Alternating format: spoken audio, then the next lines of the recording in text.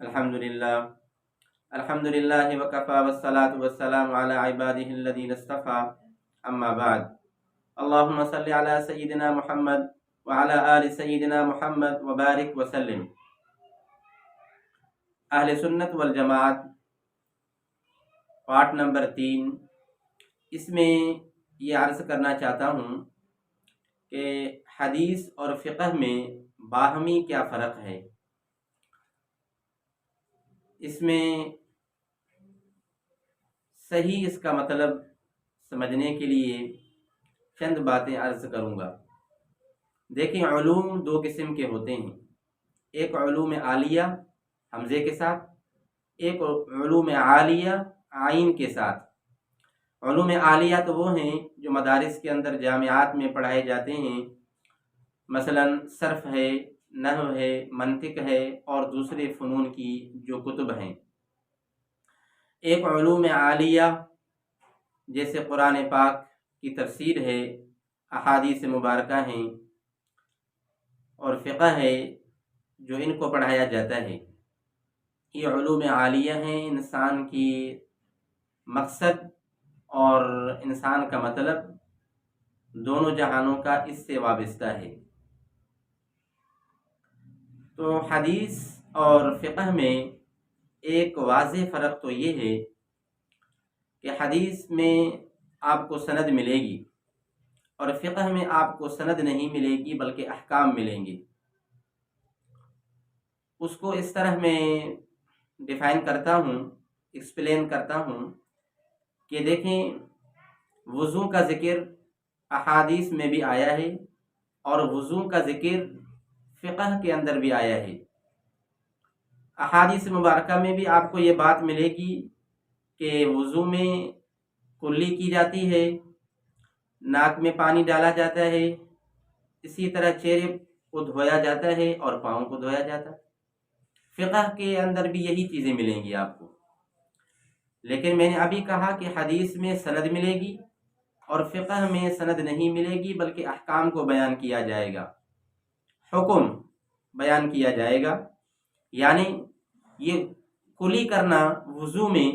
فرض ہے یا واجب ہے، سنت ہے یا مستحب ہے، یا نماز میں مثلا جو نماز پڑھ رہے ہیں اس میں جو تمام تر چیزیں ہیں، کون سی چیز فرض ہے نماز کے اندر، واجب ہے، سنت ہے، مستحب ہے، اور کون سی چیز کرنے کی وجہ سے نماز ٹوٹ جائے گی، وہ کون سی چیزیں ہیں جو شرائط نماز ہیں، جو ارکان ہیں، جو مفسدات ہیں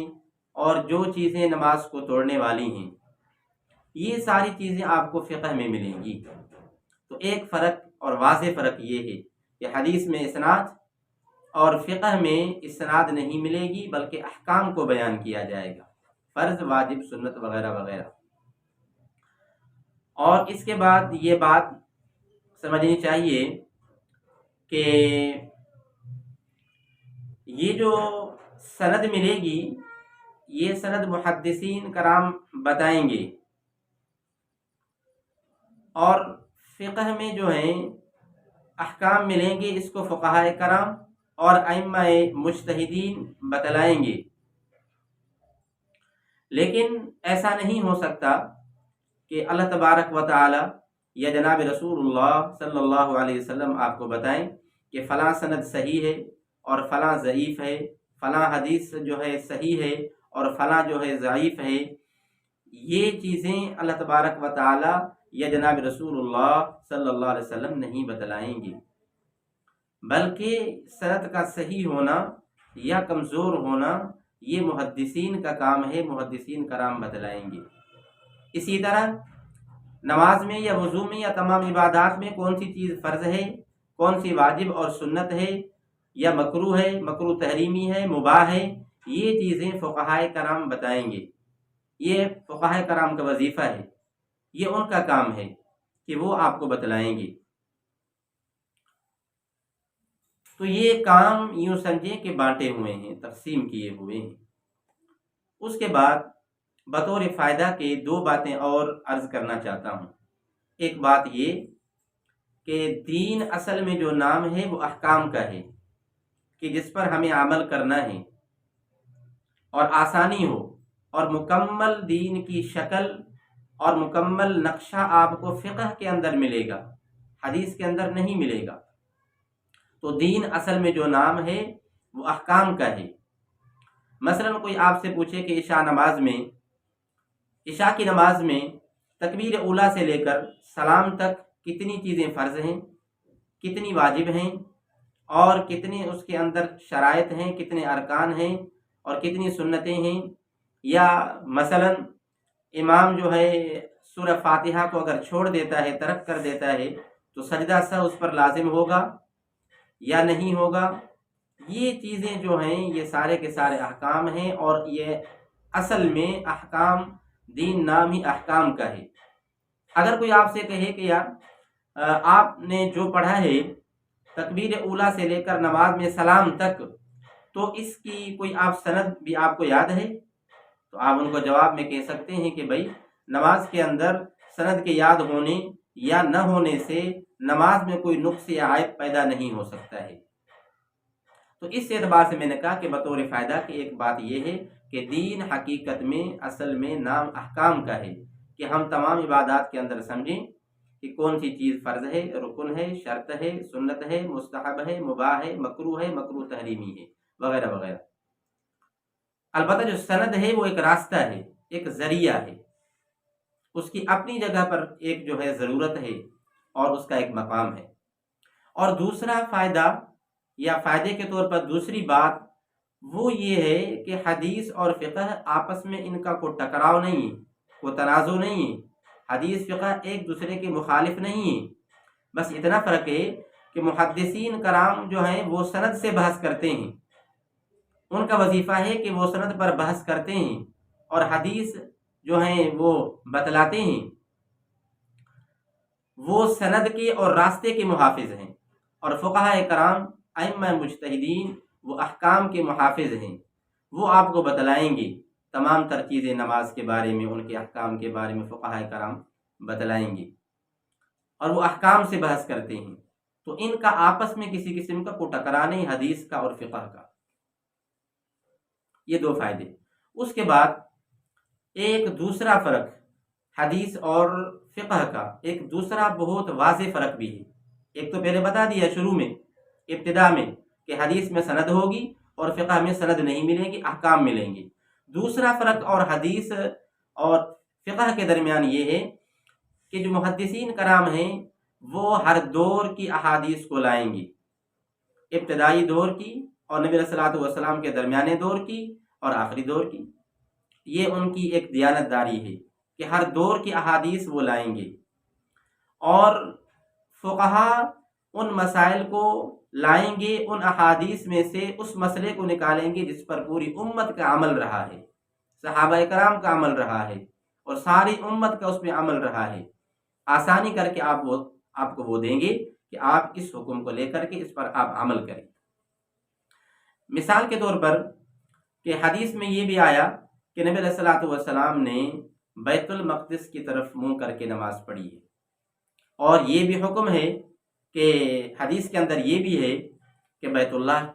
کی طرف منہ کر کے نماز پڑھنی ہے۔ اب حدیث کے اندر دونوں چیزیں آپ کو ملیں گی، محدثین نے دونوں کو بیان کیا، لیکن فقہا آپ کو یہ کہیں گے کہ نماز کے شرائط میں سے بیت اللہ کی طرف منہ کرنا ہے، یہ شرط ہے، بس بات ختم۔ ایک بات کو لے لیا آسانی کی خاطر کہ اس پر عمل اس پر کرنا ہے۔ اب وہ چیز منسوخ ہے کہ بیت المقدس کی طرف منہ کر کے نماز پڑھنی۔ اس کی آپ ایک اور مثال لے لیں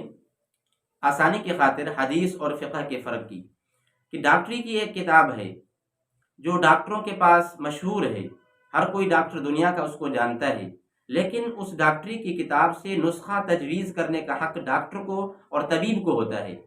مریض کو نہیں۔ اگر مریض اپنے طور پر اس ڈاکٹری کی کتاب سے بخار کے نسخے نکالتا ہے جس میں 40 نسخے اگر لکھے ہوئے ہیں، تو اس نے ایک نسخہ دیکھا مریض نے کہ یار یہ تو بہت اچھا ہے، اس کے بعد پھر دوسرا دیکھا کہ یہ اس سے بھی اچھا ہے، پھر تیسرا دیکھا کہ یہ تو اس سے بھی اچھا ہے، اب اپنے طور پر اس نے عمل کرنا شروع کر دیا، نتیجہ یہ کہ اس کا بخار بگڑ گیا اور خراب ہو گیا۔ اب اگر یہ شخص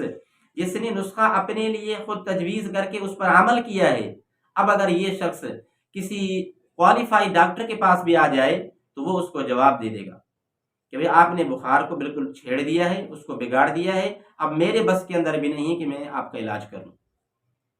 تو یوں سمجھیے کہ جو احادیث کی کتب ہیں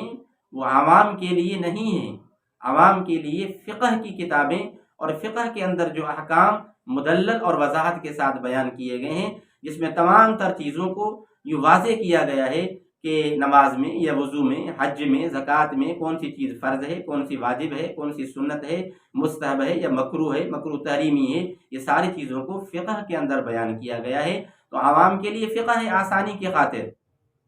اور خواص کے لیے احادیث ہے، لیکن احادیث سے ہر کسی کو مسئلہ نکالنا اتنا آسان نہیں ہے۔ تو خلاصہ کلام، اب بات کو سمیٹ لوں کہ خلاصہ یہ نکلا کہ حدیث اور فقہ میں دو فرق ہیں۔ ایک فرق کہ حدیث کے اندر سند ہوتی ہے اور فقہ میں سند نہیں ہوتی، احکام کو بیان کیا جاتا ہے۔ اور دوسرا فرق یہ کہ احادیث کے اندر محدثین کرام جو ہیں ہر دور کی حدیث کو لاتے ہیں، نبی علیہ الصلوۃ والسلام کے پہلے دور کی، درمیانے دور کی اور آخری دور کی ساری احادیث کو وہ لاتے ہیں، اور فقہاء کرام ان احادیث کو لاتے ہیں جن پر پوری امت نے عمل کیا ہے۔ احادیث دیکھیں نا، احادیث متعارضہ بھی ہوتی ہیں اور احادیث راجحہ بھی ہوتی ہیں۔ تو احادیث متعارضہ جو آپس میں ٹکرا رہی ہیں، جیسے ابھی میں نے بات کی تھی کہ بیت المقدس کی طرف بھی نماز پڑھی اللہ کے نبی نے اور بیت اللہ شریف کی طرف بھی اب تک پڑھنی ہے، تو یہ احادیث ٹکرا والی مل گئیں ایک دوسرے سے۔ تو احادیث متعارضہ بھی ہوتی ہیں ٹکرانے والی، اور احادیث راجحہ بھی ہیں کہ جن پر عمل کرنا ہے۔ تو اب بات یہ ہے کہ یہ شناخت کرنی ہے، یہ پہچان کرنی ہے کہ احادیث جو راجحہ ہیں ان پر عمل کرنا ہے، لیکن یہ کون بتلائے گا؟ کیا اس دور کا کوئی ملا، انجینئر، محمد علی مرزا جیسا انسان اٹھ کر کے آپ کو بتلائے گا کہ بخاری کے اندر یہ حدیث ہے، مسلم کے اندر یہ حدیث ہے، کبھی اس حدیث کی کتاب کا حوالہ، کبھی دوسری حدیث کی کتاب کا حوالہ دے رہا ہے؟ یہ بتلائے گا یا خیر القرون کے وہ بہترین متقی انسان، اللہ کے ولی سیدنا امام اعظم ابو حنیفہ رحمۃ اللہ تعالی علیہ، وہ آپ کو بتلائیں گے کہ جس کو اللہ تبارک و تعالی نے 7 یا 8 صحابہ کرام کی زیارت کروائی ہے، یہ وہ آپ کو بتلائیں گے کہ احادیث راجحہ کون ہیں، کون کون سی ہیں کہ جن پر عمل کرنا ہے۔ اور یہ اس دور کا ملا، انجینئر مرزا، ان کو کیا پتا احادیث کے علم کے بارے میں، احادیث راجحہ کے بارے میں کوئی پتہ نہیں ہے، اور یہ اٹھ کر کے اعتراض کرتے ہیں، اکابر پر انگلی اٹھاتے ہیں۔ تو میں کہتا ہوں کہ ان کی بدبختی کے لیے، ان کی ناکامی کے لیے اتنی بات کافی ہے کہ انہوں نے اکابر کی گستاخی کی ہے، اور آج کے اکابر علماء کی نہیں بلکہ 1400 سال سے لے کر علماء احناف کی اور تمام تر جو مسلمانوں کے پیشوا اور مقتدا اور متقی انسان جو گزرے ہیں ان کی اس نے گستاخی کی ہے۔ اور بات یہاں تک ختم نہیں ہوتی، صحابہ کرام میں سے حضرت معاویہ رضی اللہ تعالیٰ عنہ کی بھی انہوں نے گستاخی کی ہے۔ اب یہ ان کا اپنا مسئلہ ہے، اپنے ایمان کے بارے میں سوچیں۔ تو میں یہ کہتا ہوں، مرزا صاحب سے میرا اعتراض ہے، اور میری ان کے طرف یہ ادھار ہے کہ اگر میرا پیغام انشاءاللہ ان تک پہنچ جائے گا، میں ان سے دعویٰ کرتا ہوں، میں مطالبہ کرتا ہوں کہ آمنے سامنے بیٹھ کر کے بات کریں۔ میں چیلنج کرتا ہوں الحمدللہ بطور تحدیث نعمت کے، لا فخر، فخر کی بات اس میں نہیں، تکبر کی بات نہیں ہے۔ میں کہتا ہوں آن لائن اور یہ سلسلہ جو آج کل چل پڑا ہے، online to online, یہ باتیں کرنا، یہاں سے سوال وہاں سے جواب، یہ کوئی مسئلے کا سولوشن تو نہیں ہے، یہ کوئی حل تو نہیں۔ مناظرہ کرو، آمنے سامنے بیٹھو، بات چیت کرو، ہمیں قائل کرو یا آپ قائل ہو جاؤ، آمنے سامنے بات ہو تو تب جو ہے دودھ کا دودھ ہو جائے گا اور پانی کا پانی ہو جائے گا۔ قیامت تک میری ان کو یہ دعوت ہے، یہ چیلنج ہے، قیامت کی صبح تک میں کہتا ہوں انشاءاللہ مرزا کسی بھی جید عالم کے سامنے، اہل سنت والجماعت میں سے کسی کے سامنے بیٹھ کر کے بات نہیں کرے گا، اور جس بھی ٹاپک پر بات کرے حضرت معاویہ رضی اللہ تعالیٰ کے ٹاپک پر بات کریں، ان کی فضیلت میں، ان کی منقبت میں، ان کی شان میں بات کریں، یا قرات خلف الامام کے ٹاپک پہ بات کریں، یا رفع الیدین کے بارے میں بات کریں، یا آمین کے بارے میں بات کریں، کسی بھی ٹاپک کو اٹھا کر تقلید کے بارے میں جو ہیں بحث کریں، تو میرا ان پر یہ ادھار رہے گا انشاءاللہ۔ ان قریب یہ پیغام میرا پہنچ جائے گا اس تک، تو میں کہتا ہوں آمنے سامنے بات کرو، تب مسئلے کا حل ہوتا ہے۔ پبلک کا ذہن خراب نہ کیا جائے کہ فلاں ہوتا ہے، یوں ہوتا ہے، بخاری میں یوں ہے، مسلم میں یہ ہے، اس میں احادیث متعارضہ بھی ہیں، احادیث جو ہیں اس میں سمجھا کہ راجحہ بھی ہیں۔ امت نے عمل احادیث راجحہ پر کرنا ہے، اور فقہاء کرام اور ائمہ مجتہدین کے بارے میں جو یہ لوگوں کا ذہن خراب کیا جاتا ہے، تو میں یہ کہتا ہوں کہ ان کو اپنا ذہن خراب نہیں کرنا چاہیے، غور اور فکر کرنا چاہیے کہ ائمہ مجتہدین اور فقہاء کرام جو فقیہ ہیں وہ شارح ہیں، شین راہ ہا کے ساتھ شرح کرنے والے، وہ واسطہ فی التفہیم ہیں، واسطہ فی البیان ہیں، دین کو بتلانے والے ہیں، دین کو سمجھانے والے ہیں، دین کی وضاحت کرنے والے ہیں،